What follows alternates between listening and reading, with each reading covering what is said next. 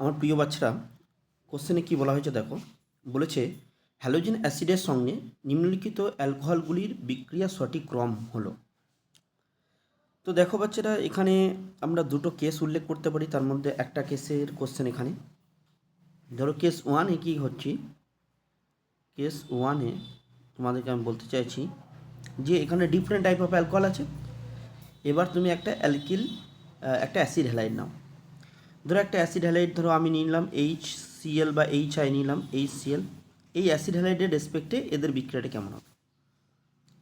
তো প্রথমেই বলি যে এখানে যে তোমার অ্যালকোহল আছে, সেই অ্যালকোহলের ওইচের তোমরা জানো লোন পেয়ার অফ ইলেকট্রন আছে, কারণ এটা গ্রুপ 16 এলিমেন্ট, দুখানা করে লোন পেয়ার থাকে।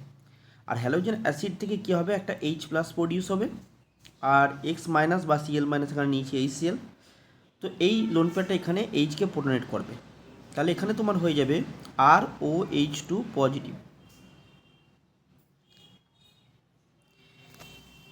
এবার ফার্দার যখন রিয়াকশান হবে তখন এখান থেকে কার্বোক্যাটায়ন জেনারেট হবে। তার মানে কোন দিকে যাচ্ছে রিয়াকশানটা, SN1 পাথওয়েতে যাচ্ছে, কার্বোক্যাটায়ন জেনারেট হচ্ছে। তাহলে একটা ফিক্সড হ্যালোজেন অ্যাসিডের রেসপেক্টে যদি ডিফারেন্ট অ্যালকোহল হয়, তাহলে তাদের একটা কার্বোক্যাটায়ন বানাও তোমরা, এবং সেই কার্বোক্যাটায়নের স্টেবিলিটি দেখো। এবং কার্বোক্যাটায়নের স্টেবিলিটি যদি তুমি দেখো, খেয়াল করো, তা 3 ডিগ্রি কার্বোক্যাটায়ন সব থেকে বেশি স্টেবল, দেন 2 ডিগ্রি, দেন 1 ডিগ্রি কার্বোক্যাটায়ন। আশা করছি তোমরা সবাই জানো এটা। তাহলে অবভিয়াসলি 3 ডিগ্রি অ্যালকোহল যেটা, তার এই রিয়াকশান রেটটা ফাস্টার হবে।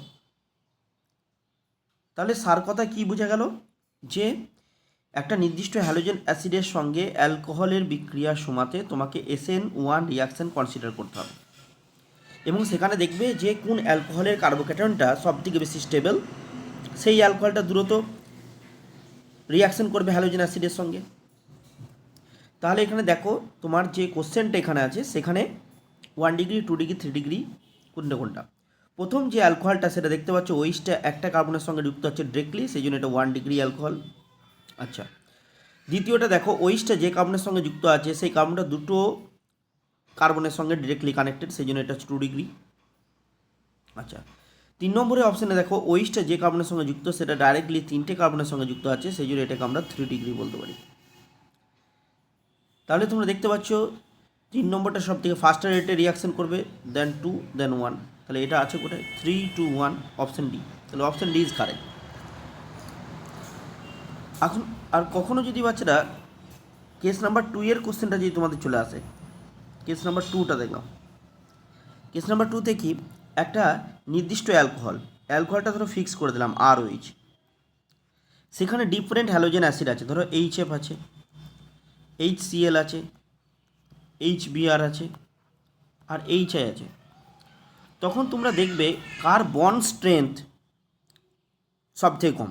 যেমন HI এর বন্ডটা সব থেকে বড়ো হয়, লং হয়, সেই জন্য বন্ড স্ট্রেংথ কম হবে, বন্ডটা দ্রুত ভেঙে যাবে। বন্ডটা যদি দ্রুত ভাঙে তাহলে রিয়াকশান ফাস্টার হবে। তাহলে তখন অর্ডারটা কেমন হয়ে যাবে, তখন HI ফার্স্ট রেটে রিয়াকশান করবে, দেন HBr, দেন HCl, দেন HF।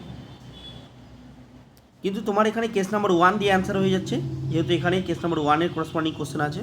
যদি কখনো কেস নাম্বার 2-এর করসপন্ডিং কোশ্চেন থাকে, তাহলে আশা করছি তোমরা পারবে। Hope the answer is clear to all of you. Thanks for watching.